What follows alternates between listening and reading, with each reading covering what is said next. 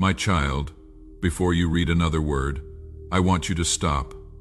Just for a moment, take a breath. Feel the weight you have been carrying in your chest, the one you have grown so used to that you almost forgot it was not supposed to be there. I see it. I have always seen it. And today, right now, in this very moment, I am here to speak directly into that place inside you that has been waiting so long to hear from me. I know the night you had, I was there. I watched as your mind refused to be still, as thoughts came rushing in like a flood with no warning and no mercy. I saw the way you stared at the ceiling in the dark, replaying conversations that left you wounded, rehearsing fears about tomorrow that you could not silence, no matter how hard you tried. I saw the moment you almost gave in to hopelessness. I saw the tear that formed in the corner of your eye that you refused to let fall, because you have been strong for so long and you did not know how to stop. I saw all of it, and I want you to know that none of it was invisible to me. You are not invisible to me. That is the first thing I need you to receive today, not as a gentle phrase that passes through your mind and disappears. I need you to let it reach down into the deepest part of you, the part that has been secretly afraid that heaven has gone quiet, that your prayers have been bouncing off the ceiling, that everyone else seems to be receiving blessings while you are left standing in the same place you have been standing for what feels like far too long. That part of you, that wounded, tired, questioning part, that is exactly where I am speaking right now. You are not forgotten. You have never been forgotten. Not for a single moment, not for a single breath, not in your darkest midnight, and not in your most ordinary afternoon. I am the God who counts the hairs on your head, and I tell you truthfully, not one strand is unknown to me. How much more, then, do I know your name, your history, your heartache, your hidden longing, the dream you have almost stopped believing in, the prayer you have almost stopped praying because it has gone so long without an answer. I know all of it, and I am still working. My child, I understand that you have grown weary, and I do not say that with judgment. I say it with deep, tender compassion, because I designed you, and I know exactly what you can bear, and exactly when you are near the edge of what your strength can hold. I see you there. I am not standing far away watching with folded arms. I am right beside you, closer than the breath in your lungs, holding you in ways you may not even be aware of. There are disasters that never reached you because I redirected them. There are attacks that were aimed at your life that were turned away before they could find you. There are moments of grace that pass through your days so quietly that you called them coincidence, but I called them love. I have been loving you every single day, even the days you did not feel it, even the days you questioned whether I was real, even the days you were so consumed by your own pain that you had nothing left to offer me. My love for you does not require your performance. It does not shrink when you fail. It does not waver when you doubt. It does not cool when you go silent. My love for you is not like human love, which rises and falls with feelings and circumstances. My love for you is a fire that cannot be extinguished, an anchor that cannot be moved, a covenant that was established before you were born and will outlast every storm you will ever face. You are mine. That is not something you earned. That is something I declared. Now let me tell you what I see when I look at you. Because I know the voice that has been speaking to you is not mine. There is an enemy of your soul who has been whispering things into the quiet spaces of your mind. And he is a liar. He has told you that you are too broken to be used. He has told you that your past disqualifies your future. He has reminded you of every failure, every regret, every moment you fell short, every relationship that crumbled, every dream that collapsed, every time you promised yourself you would do better and did not. He has been building a case against you, and he has been presenting it to you in the small hours of the night when your defenses are low and your heart is unguarded. But hear me. His accusations carry no weight in my courtroom, because in my courtroom, the verdict has already been rendered. Not based on what you have done, but based on what I have done. You are forgiven. You are cleansed. You are restored. You are not the sum of your worst moments. You are not the accumulation of other people's opinions of you. You are not the diagnosis that frightened you. You are not the financial report that kept you awake. You are not the relationship that broke you. You are not the version of yourself that you are most ashamed of. You are my beloved child, and that identity is permanent and unshakable, regardless of what any voice, internal or external, has tried to tell you otherwise. Do not let his lies live rent-free in the home of your mind any longer. Evict them. Replace them with my word, which is living, which is active, which has more power in a single sentence than all the weight of darkness combined. My child, I want to speak to you now about the season you are in, because I know it does not make sense to you. I know you have been faithful, and yet the breakthrough has not come.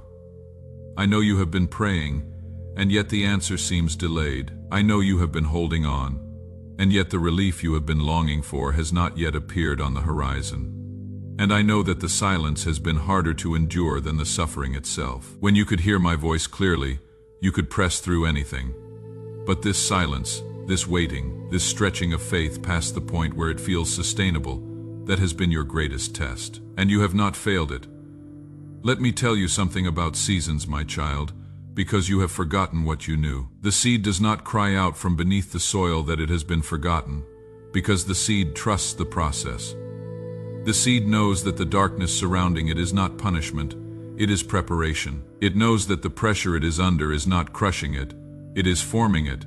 It knows that the silence above does not mean the sun has disappeared. It means the time for emergence has not yet come. And when it does come, when that moment of breakthrough arrives, the soil will part and what rises will be unrecognizable compared to what was planted, because everything that happened in the hiddenness made it into something far greater. You are that seed, my child, and the season you are in right now, as uncomfortable as it is, as confusing as it is not the end of your story. It is the formation of your story. It is the chapter that will make the later chapters make sense. It is the pressure that is producing in you a depth of character, a strength of faith, a compassion for others who are suffering that could not have been produced any other way. I am not wasting your pain. I am redeeming it. Every tear you have shed has been collected. Every prayer you have prayed has been heard. Every sleepless night, every moment of grief, every step you took forward when everything inside you screamed to stop. I have recorded it all, and I tell you with the authority of heaven behind my words, not one drop of your suffering has been meaningless. Not one. I am working all of it. Every disappointment, every loss, every failure, every wound. I am working all of it together into something that will leave you breathless with wonder. When you finally see the completed picture, you are not being punished. You are being prepared. Now I want to speak to something specific. I know there are people in your life who have hurt you deeply. Some of them are still in your life, and their presence is a daily reminder of pain you have not fully healed from. Some of them have left, but they left behind a wound that reopens when you least expect it. Some of them were people you trusted completely, people you opened yourself up to in ways you have not been able to open up to anyone since, and what they did with that trust left marks on you that have been slow to fade. I see those wounds. I see how they have made you cautious. I see how they have made you build walls where I wanted you to have doors. I see how they have whispered to you, long after the people themselves are gone, that you are not worth staying for, that you are not worth fighting for, that people always leave, that it is safer not to love too deeply, not to hope too boldly, not to trust too freely. Those are lies, and they originated not from your experience, but from the enemy who used your experience to plant them. I want to heal those places in you today, not with a dismissal of the pain, not with a simple instruction to forgive and forget, because I know it is not that simple, and I do not treat you as though it is. I want to heal them the way I heal things, thoroughly, tenderly, from the inside out. I want to reach into the exact location of each wound and bring my touch to it. I want to replace the bitterness with peace, the suspicion with discernment, the fear of abandonment with the unshakable knowledge that I will never leave you. I will never forsake you. I am the one constant in a world of variables, and I have chosen you, pursued you, and kept you through everything. As for those who have wronged you, justice belongs to me. You do not have to carry the weight of their accountability. Release it to me, not because what they did was acceptable, but because carrying it is destroying you and they are not worth your destruction. I will deal with what was done in darkness. Your job is to walk forward into the light I am placing before you, and there is so much light ahead of you, my child. Let me paint you a picture of what is coming, because I want you to be able to see it, to hold it in front of you like a lamp, when the present darkness tries to convince you that there is nothing ahead worth walking toward. I see you walking in a freedom you have not felt in years. A lightness in your step, a clarity in your mind, a joy that does not depend on circumstances because it is rooted in something that circumstances cannot touch. I see you waking in the morning without the immediate weight descending the moment your eyes open. I see you laughing again with fullness, not the polite performance of laughter that you have been offering the world while aching inside, but real laughter, the kind that surprises you, the kind that reminds you that joy is still possible, that delight is still available, that you are still capable of being moved by beauty. I see doors opening for you that have been firmly closed. I see provision arriving from directions you did not anticipate. I see relationships being healed that you had written off as permanently damaged. I see new connections forming. People entering your life who will see you clearly and love you genuinely. People who will be safe. People who will stay. People who will be evidence of my faithfulness in human form. I see your health being restored, whether it is your body that has been suffering, or your mind that has been exhausted, or your spirit that has been depleted. I am the God of restoration, and restoration is coming. I have not forgotten the cry you sent up in your most desperate moment of physical or emotional pain. That cry is in my hands, and my answer is being prepared. I see the thing you have been believing me for, the specific thing that you hold in your heart and bring to me quietly when you are alone. The thing that sometimes feels too large and too personal to say out loud. Even to me, I see it. I have always seen it. And I tell you today, do not let go of it. Do not talk yourself out of it. Do not shrink it down to something smaller and more manageable because you have grown afraid to believe big. I am a big God, I parted seas. I spoke light into nothingness. I breathed life into dust and made it into a person. Nothing you are believing me for is too large for my hands. Hold on, my child. I want to address something that has been weighing on you that you have not been willing to name, even to yourself. There is a sense in which you have been carrying guilt about your own doubt. You have felt guilty for questioning, for wavering, for the moments when your faith felt less like a fire and more like an ember barely surviving in a cold wind. You have watched others who seem so certain, so steady, so unshaken, and you have quietly concluded that your doubt disqualifies you from the category of the truly faithful. But look at the ones I have always chosen, the ones who wrestled with me and would not let go, the ones who cried out from the depths and demanded an answer, the ones who said they would not stop asking, seeking, knocking, until the door was opened. Faith that has been tested is not weaker than faith that has never encountered resistance. It is stronger, it is proven. The faith that has survived your darkness is worth more than untested certainty. I am not disappointed in your doubt. I meet you in it. And every single time you chose to press through the doubt and keep going, you were demonstrating exactly the kind of faith that moves my heart. So do not be ashamed of where you have been. Be in awe of the fact that you are still here. Now, my beloved, I want to give you something practical, because I am not only the God of great spiritual declarations. I am the God of everyday life, and I want to be present in yours at every level. When you wake up tomorrow morning before your mind fills with the list of everything that is wrong and everything that needs to be done, give me the first moment.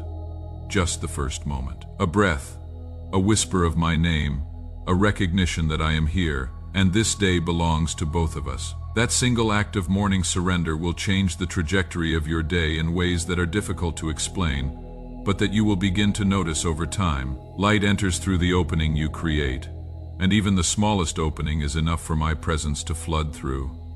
Speak my word out loud. There is power in the spoken word that goes beyond what you can see or understand. When you declare my promises with your voice, even when your heart is not fully convinced yet, something moves in the spiritual atmosphere around you. My word does not return to me empty. It accomplishes what I send it to accomplish. And when you speak it with your own lips, you are partnering with that power in a way that invites it to work specifically in your life.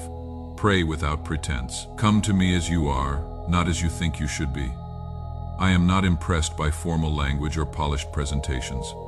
I am moved by honesty. When you are angry, tell me you are angry. When you are afraid, tell me you are afraid.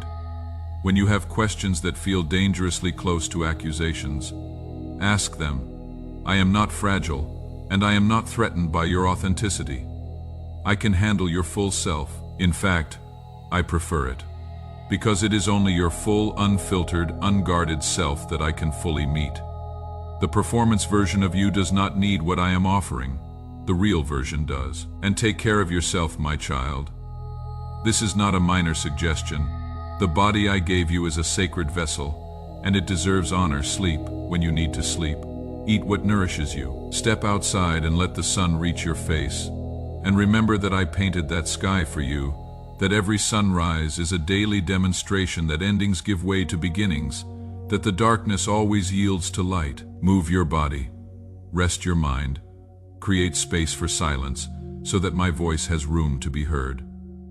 In the rush and noise of your life, I am still speaking, but silence creates the conditions where you can actually hear. And be gentle with yourself on the days when you fall short of all of this. Grace is not only for the past. Grace is for today, for tomorrow, for the next failure and the one after that. My mercies are new every morning, not because I run out and need to replenish them, but because every morning is a new opportunity for you to receive them. You cannot exhaust my patience. You cannot deplete my grace. You cannot disqualify yourself from my love. My child, I want to speak now to the specific fear that visits you most often. You know the one, the fear that arrives without announcement and makes itself at home in your chest before you realize what is happening. The fear that speaks in the language of worst-case scenarios. The fear that rehearses catastrophes that have not happened and may never happen, but that feel terrifyingly real in the moments when it is loudest. That fear is not a messenger from me. I am the God of peace. And the peace I give is not the kind the world gives. The peace I give is not the absence of problems. It is a settled certainty at the deepest level of your being that no matter what happens, no matter what comes against you, no matter how bad the circumstances become, I am in control, I am good, I am working on your behalf, and the outcome of your life is safe in my hands. Let that peace come now. Stop fighting the fear with more thinking, more analyzing, more planning, more worrying disguised as preparation. Bring the fear to me, name it out loud, hand it over, and receive in its place the peace that surpasses understanding. The peace that will guard your heart and your mind in ways that logic cannot explain. The peace that is the signature of my presence in a situation. I have not given you a spirit of fear that is not from me. Receive instead the spirit of power, the spirit of love, the spirit of a sound and steady mind. You were not made for the smallness that fear has been fitting you into. You were made for something far larger, far more significant, far more beautiful. There is a purpose on your life that was established before you were born, and nothing that has happened since. No mistake, no failure, no years of wandering, no season of doubt has canceled that purpose. I am not a God who changes his mind about the people he has chosen. I called you, and that calling is irrevocable. Walk in it even imperfectly, even uncertainly, even one trembling step at a time. Walk toward the thing I have placed in your heart, the contribution only you can make, the role only you can fill, the presence only you can bring to the people in your world. There are people whose lives will be different because you existed. There are people who will encounter my love through the specific way you love them, who will find hope through the specific way you carry yours, who will be reached by me through the opening your life creates. You are not just a recipient of my grace. You are a carrier of it, and the world you move through needs what you carry. So do not waste another day diminishing yourself, hiding yourself, apologizing for yourself, editing yourself down to a size that feels safe. You are made in the image of the Creator of the universe. Let that be true of how you live. Dream the large dreams, pursue the bold calling, speak the difficult truth when it needs to be spoken. Love people past the point where it is comfortable. Forgive faster than you think you can. Give more generously than logic supports. Choose faith over fear every time the choice is presented. Because faith is not the absence of doubt. It is the decision to act on my word even when doubt is present. My child, let me say something to you now about the people who gave up on you. The ones who decided you were not worth the investment, who walked away when things got complicated, who chose convenience over commitment, who spoke words over your future that were designed to limit you, who told you that you would never amount to much, that you were too much or not enough, that your dreams were unrealistic, that you should settle, that this is just the way things are. They were wrong. They could not see what I see when I look at you. They were looking at your current condition and calling it your permanent reality. But I look at you and see completed destiny. I look at you and see the end from the beginning. I look at you and see someone I have specifically and intentionally equipped for a purpose that will exceed every limited expectation anyone has ever had for your life, including the expectations you have had for yourself. Watch what I do. That is what I am saying to you. Watch what I do with what you have surrendered to me. Watch what I do with the broken pieces, the failed attempts, the wasted years, the detours and the setbacks and the disappointments. I am the God who makes beauty from ashes.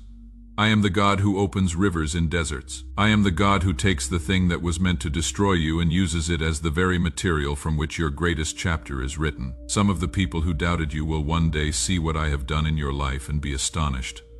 Some of them will seek you out and tell you they misjudged you. Some will be silent but changed, carrying a different understanding of who you are and what I am capable of. And in that moment, my child, do not gloat. Do not say, "I told you so." Let your victory be a testimony of my faithfulness, a demonstration of my goodness, an advertisement for what I can do with a life fully surrendered to me. Your story is not finished. I want you to hear that at the deepest level of your being, the story is not finished. The pen is still in my hand, and the pages ahead are full of things that will make the difficult pages behind make sense. The suffering will find its meaning. The waiting will find its reward. The faith will find its fulfillment. Hold on, my child. I am the God who parted the Red Sea. I am the God who brought down walls with a shout. I am the God who fed multitudes from nothing, who gave sight to blind eyes and motion to crippled limbs and breath to bodies that had stopped breathing. I am the God who rose from the grave, who defeated death, who made a way where there was absolutely no way. And that same God, that same power, that same love that accomplished all of those things, is the power and the love that is working in your life right now. Nothing is too hard for me. Nothing is too far gone. Nothing is too long a wait. Nothing is too broken to be mended. Nothing is too lost to be found. Nothing is too impossible to be made possible by the word of my power. Whatever it is that you are holding today, whatever it is that has you on the verge of letting go, I am asking you to hold on a little longer. The breakthrough that is coming is closer than it appears. The answer that is forming is nearer than the silence suggests. I am moving even when you cannot see it. I am working even in the waiting. I am faithful even in the spaces between your faith and the fulfillment of my promise. Trust me, not because it is easy, but because I am worthy of trust. Not because you understand everything, but because I understand everything. Not because the path is clear, but because I am the light on the path and you do not need to see miles ahead. You only need to see the next step, and I will illuminate that step.